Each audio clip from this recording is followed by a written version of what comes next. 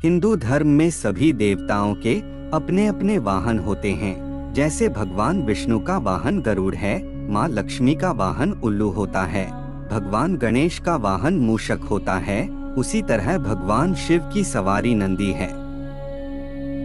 आपने शिव मंदिरों में देखा होगा, भगवान शंकर के साथ बैल रूपी नंदी की मूर्ति भी रहती है। शिव भगवान के साथ नंदी की पूजा करना भी जरूरी होता है। भगवान शंकर नंदी के माध्यम से ही भक्तों की पुकार सुनते हैं। लेकिन क्या आप जानते हैं नंदी कैसे भगवान शिव की सवारी बने? आइए जानते हैं शिव और नंदी की ये पौराणिक कथा। एक पौराणिक कथा के अनुसार ब्रह्मचारी व्रत का पालन कर रहे ऋषि शिलाद को भय होने लगा कि उनकी मृत्यु के बाद उनका वंश समाप्त हो जाएगा।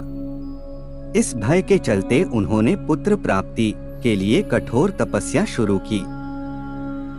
तपस्या से प्रसन्न होकर भगवान शिव ने शिलाद ऋषि को दर्शन दिए और वर मांगने को कहा। तब शिलाद ऋषि ने शिव से कहा कि उसे ऐसा पुत्र चाहिए जिसे मृत्यु ना छू सके और उस पर आपकी कृपा बनी रहे। भगवान शिव ने उसे आशीर्वाद देते हुए कहा कि उसे ऐसे ही पुत्र की प्राप्ति होगी। अगले दिन ऋषि शिलाद एक खेत से गुजर रहे थे। उन्होंने देखा कि खेत में एक नवजात बच्चा पड़ा है। बच्चा काफी सुंदर और लुभावना था। उन्होंने सोचा कि इतने प्यारे बच्चे को कौन छोड़कर चला गया। तब शिवजी की आवाज आई कि शिलाद यही तुम्हारा पुत्र है। ये सुनकर ऋषि शिलाद बेहद प्रसन्न हुए और बच्चे को देखभाल करने अपने साथ ले गए। उस बच्चे का नाम नंदी रखा गया। एक बार ऋषि शिलाद के घर पर 2 सन्यासी पहुँचे। उनका खूब आदर सत्कार हुआ। इससे प्रसन्न होकर सन्यासियों ने ऋषि शिलाद को दीर्घायु का आशीर्वाद दे दिया, लेकिन नंदी के लिए एक शब्द भी नहीं बोला। ऋषि शिलाद ने सन्यासियों से इसका कारण पूछा। तब सन्यासियों ने बताया कि नंदी की उम्र कम है, इसलिए हमने इसे कोई आशीर्वाद नहीं दिया। यह बात नंदी ने सुन ली और ऋषि शिलाद से कहा कि मेरा जन्म भगवान शिव की कृपा से हुआ है और वे ही मेरी रक्षा करेंगे। इसके बाद नंदी भगवान शिव की स्तुति करने लगे और कठोर तप किया।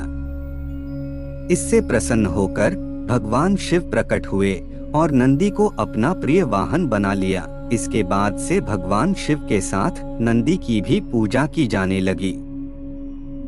शास्त्रों के अनुसार भगवान शिव अधिकतर समय तपस्या में लीन रहते हैं। ऐसे में नंदी वहां तैनात रहते हैं ताकि महादेव की तपस्या में किसी प्रकार का विघ्न न आए। इसलिए भगवान शिव तक अपनी मनोकामना पहुंचाने के लिए नंदी के कान में अपनी कामना कही जाती है। एक पुरानी मान्यता के अनुसार स्वयं भगवान शिव ने नंदी को वरदान दिया था कि जो तुम्हारे कान में आकर अपनी मनोकामना कहेगा उसकी हर इच्छा जरूर पूरी होगी।